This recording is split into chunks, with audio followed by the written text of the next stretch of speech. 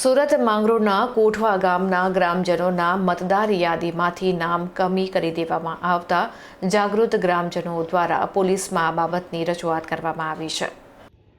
કોઠવા ગામમાં એસઆઈઆરના ફોર્મ ભરાવાનું ચાલુ હોય, જેમાં સ્થાનિક મુસ્લિમ સમાજના 800 જેટલા વોટર્સ હોય, જેમાંથી અંદાજિત 276 જેટલા મુસ્લિમ વોટર્સના નામ રદ કરાયેલ યાદીમાં હોય.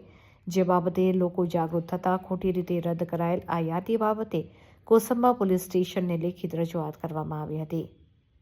નામ કમી કરવા માટે ફોર્મ નંબર 7 ભરાયા હોય, જે બાબતે ફોર્મ નંબર 7માં સામેલ યાદી અનુસાર ગ્રામજનોએ ફોર્મ નંબર 7માં નામ કમી કરાવવા અરજી કરી નથી અને આ સ્થળ છોડીને ક્યાંય ગયા નથી, તો આ કૃત્ય પાછળનો હેતુ બંધારણીય મતાધિકાર છીનવી લેવાનો છે, જે દંડનીય અપરાધ છે.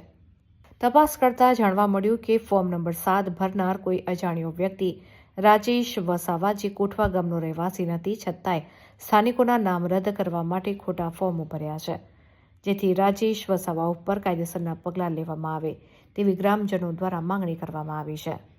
આ ઉપરાંત બીજા અનેક ગામોમાં પણ આ જ સમસ્યા જોવા મળી રહી છે.